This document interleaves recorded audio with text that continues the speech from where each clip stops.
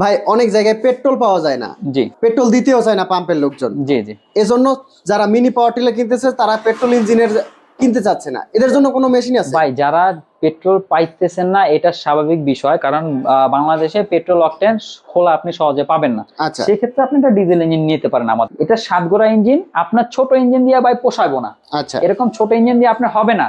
এবং আপনি এরকম বড় ইঞ্জিনের জন্য টাকা খরচও করতে চাচ্ছেন না। কেন? আচ্ছা আপনি চাচ্ছেন যে ভাই অল্প থেকে একটু শুরু করবো যাতে কাজ হয়, যদি পরবর্তী লাগে বড় নিব, কিন্তু আগে একটা মিডিয়াম সাইজ দিয়ে শুরু করি। আচ্ছা তাদের জন্য আমরা 7 গোড়া ইঞ্জিন। কাছে আসেন দেখাই দিবেন অবশ্যই।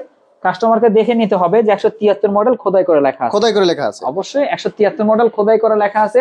3টা গিয়ারের মাল, first gear, second gear, reverse gear. Reverse gear. 3টা গিয়ারের মাল। অবশ্যই 32টা ফালা থাকবে শুকনার জন্য, 24টা ফালা থাকবে হলো কাদার জন্য। মানে কাদা শুকনা দুই জায়গায় চাষ করা যাবে? দুই জায়গায় চাষ করতে পারবেন। 7 গোড়া ডিজেল ইঞ্জিন মাত্র 58,000 টাকা। আর যদি অনলাইনে অর্ডার করতে চান যে ভাই একবারে পৌঁছানো খরচ সহ 60,000 টাকা পড়বে।